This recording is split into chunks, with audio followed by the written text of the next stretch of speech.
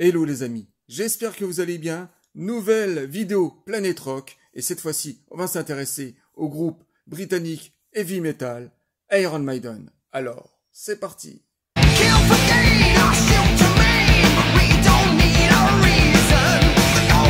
La Vierge de Fer, une formation britannique née au milieu des années 70, en 75, par Steve Harris, le bassiste et le leader de Iron Maiden. Et faisons un petit récap, le hard rock britannique dans les années 70 était plutôt teinté de rock and roll, de blues, de psychédélisme et une pointe de progressif. Et les formations emblématiques sont forcément Led Zeppelin et Deep Purple.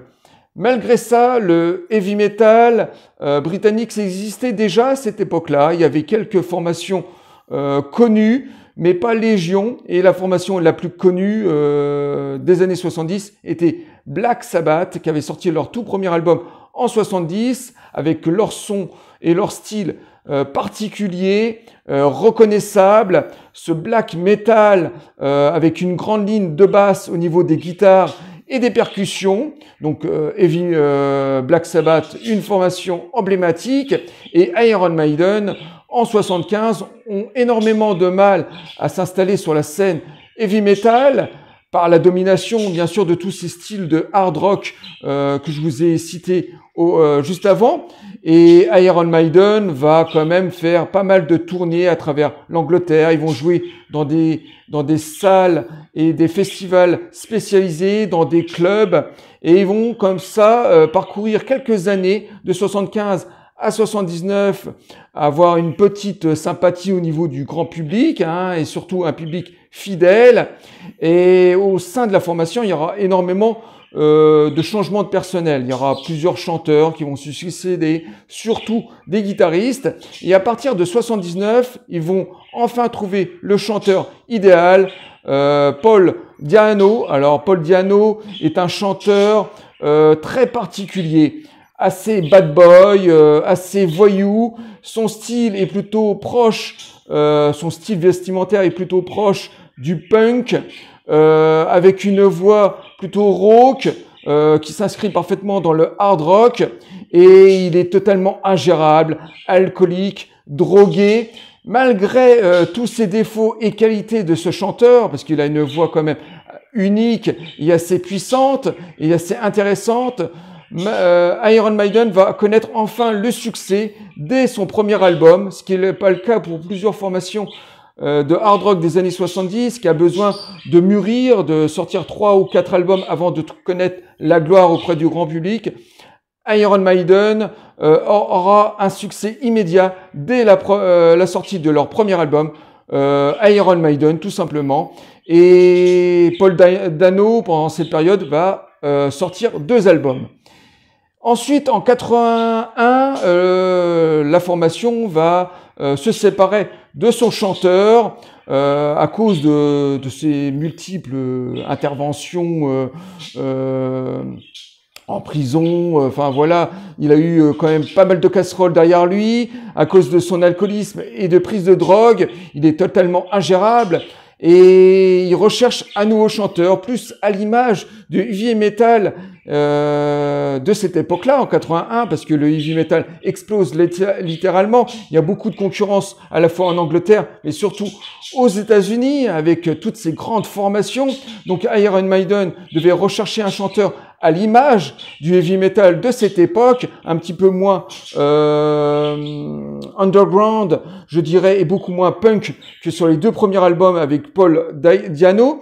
Et en 82, il tombe sur le chanteur Bruce Dickinson, qui est plus à l'image du chanteur heavy metal, hard rock, avec cette voix puissante, portée sur les aigus, et aussi une prestation sur scène jusque dantesque.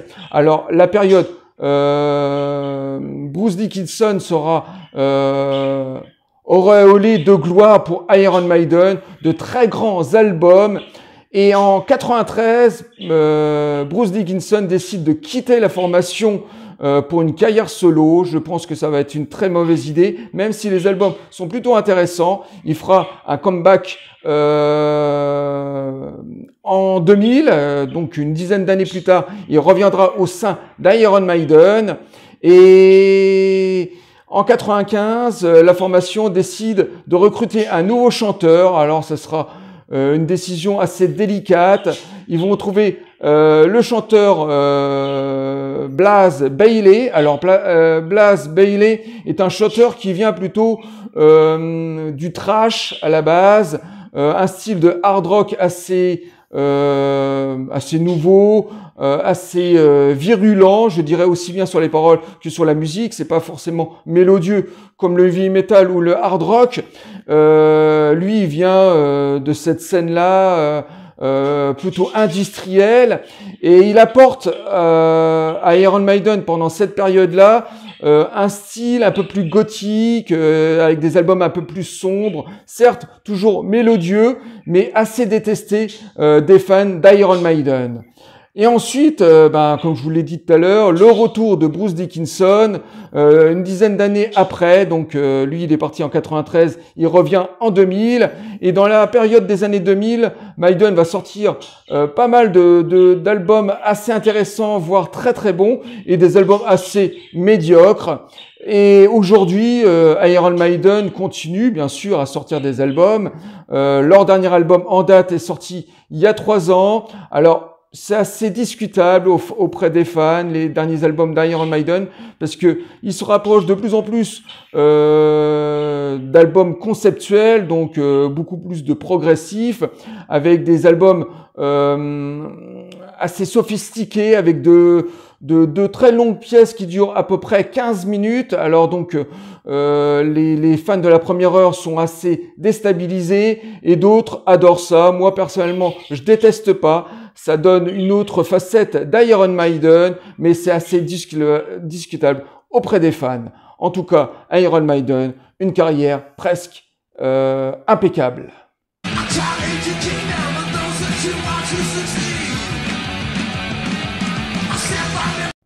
Iron Maiden, premier album de la formation sorti en 1980. Premier album et premier petit chef-d'œuvre d'écriture. On est dans le heavy metal britannique, assez mélodieux, teinté bien sûr de punk, au niveau de l'agressivité aussi bien sur les paroles que sur la musique. Un grand Paul Di'Anno au chant, avec cette voix rocailleuse et puissante, et succès immédiat. Et sur la pochette, vous pouvez vous constater une mascotte, Eddie, ce squelette mort-vivant qui va accompagner toute la carrière d'Iron Maiden, même encore aujourd'hui. Bon, cette mascotte va évoluer au fur et à mesure des décennies, mais il sera toujours présent. Et petite anecdote, dans les années 70 et 80, pour toutes les formations hard rock, c'était très courant d'avoir eu ou un lettrage particulier au niveau du nom du groupe, ou une mascotte pour être repérable immédiatement. Et ça marchait aussi pour les produits d'Ising, pour les t-shirts, les posters et autres vinyles. Il fallait que ça soit reconnaissable dès au premier regard. En tout cas, premier album d'Iron Maiden, juste mémorable.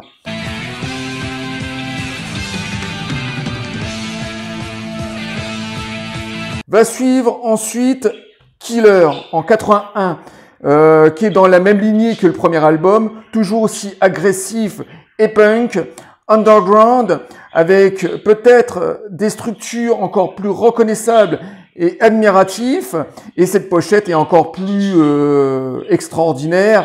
Je pense même qu'on peut la classer dans les 100 plus belles pochettes de l'histoire du rock, sans problème. En tout cas, Iron Maiden a vendu beaucoup de produits grâce à cette pochette, et l'écriture de cet album sur des structures assez courtes est juste admirable de créativité.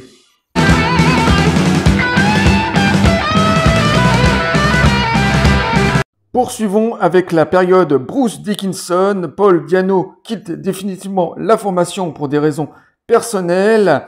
On connaît le bonhomme et il récupère Bruce Dickinson, qui est un chanteur plus à l'image du heavy metal des années 80. avec cette voix haut perché et puissante, et showman, ce qui ne retire pas à la qualité du chanteur. Et ce troisième album, The Number of the Best, est juste une perle d'écriture, reconnaissable à Iron Maiden, immédiatement. Alors, cette période Bruce Dickinson, tous les albums que je vais vous présenter sont dans le même sillon. Ce sont des albums qui se valent tous, pour des raisons différentes, mais ce troisième album est peut-être le deuxième chef-d'œuvre de la formation pour ma part, avec de chansons très bien écrites, accrocheuses dès la première écoute, avec cette pochette de nouveau magnifique, Eddie en pleine action, et c'est peut-être la deuxième pochette la plus mémorable de la formation.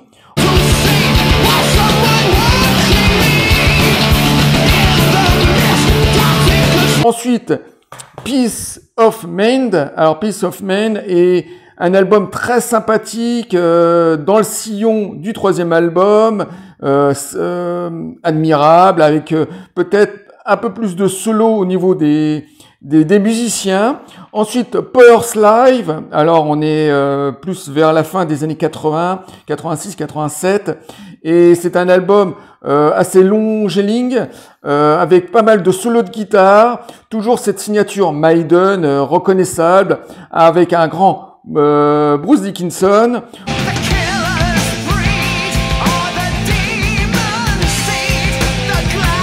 Ensuite, nouvel album avec une pochette assez science-fiction.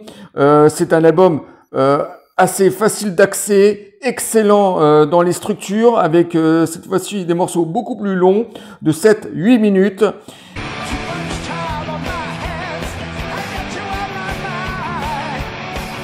Ensuite, Fear in the Dark. Alors, Fear in the Dark est le dernier album avant une première séparation avec Dickinson.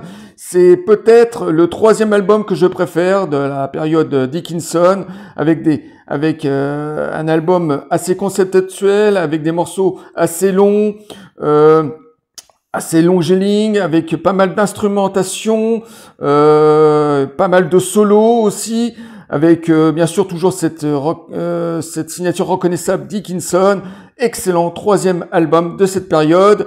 Et ensuite, j'ai passé pas mal d'albums de Maiden, bien sûr, dans les années 2000, en parlant bien sûr des deux derniers albums. Alors, ce sont des albums qui sont auprès des fans, des albums assez particuliers. Tout simplement parce que je me répète, j'avais dit ça en début de vidéo, les derniers albums de Maiden sont assez progressifs, assez instrumental, assez enjoués. Voilà, on explore, c'est des expérimentations musicales sur ces derniers albums. Pour moi, je les apprécie énormément pour ce qu'ils sont, hein, pour des expérimentations musicales. Auprès des fans, ça passe beaucoup moins. Et le tout dernier album qui vient de sortir il y a tout juste 3 ans, qui est un très bon disque. C'est pareil, dans la lignée du précédent, assez progressif, assez longéligne, avec beaucoup d'expérimentation musicale. Un album tout à fait savoureux à écouter tout de même pour ma part.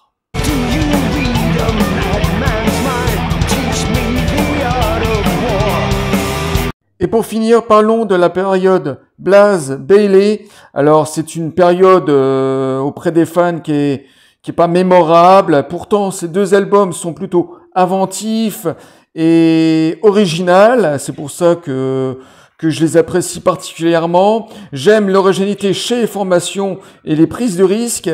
Et ce X Factor est un album bien plus noir, bien plus gothique.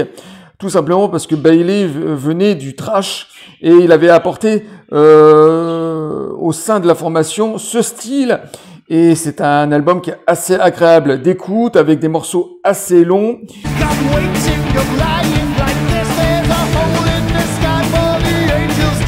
Et le deuxième album, Virtual 11, qui est à peu près dans la même lignée, sauf que cette fois-ci, il y a un style un peu plus rock'n'roll, un peu plus hard rock à la composition de cet album, qui se rajoute bien sûr à ce côté trash et gothique.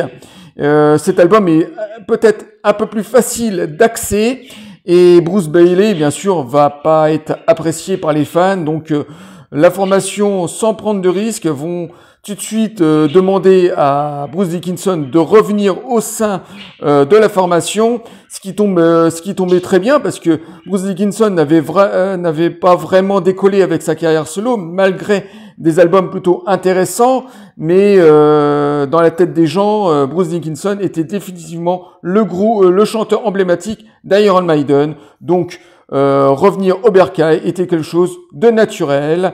Et bien sûr, Bruce Bailey, lui, a été remercié et il partira pour une carrière solo semi-éteinte, voire médiocre. Et en bonus, bien sûr, quelques produits dérivés, dont ce double best-of on the best, peut-être un des meilleurs best-of qui était sorti en 95, qui regroupait toute la période Paul Di'Anno jusqu'à Bailey, donc avec quelques titres inédits en plus.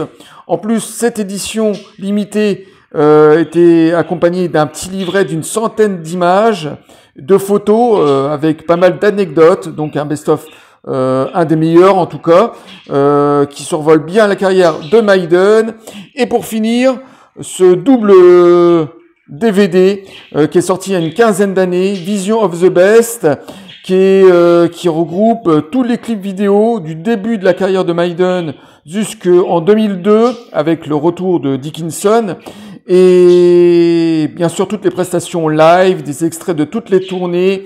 Dans les bonus, on retrouve des shows radio, des shows télé, des interviews des membres sans langue de bois. En tout cas, c'est un double DVD juste complet. Bien sûr, il y a eu d'autres DVD qui sont sortis que j'ai dans la collection, mais je voulais sortir particulièrement ce double DVD pour vous donner une idée globale de la carrière de Maiden. Et en plus de ça, ce DVD est très facile de trouver sur certains sites.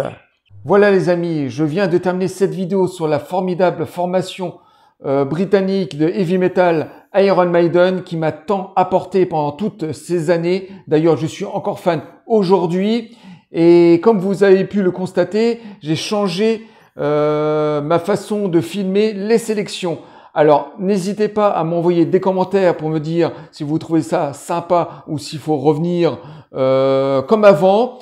En tout cas, moi je vous dis à très bientôt les amis pour une nouvelle vidéo. Je vous dis bye, au revoir les amis. Too blind to see.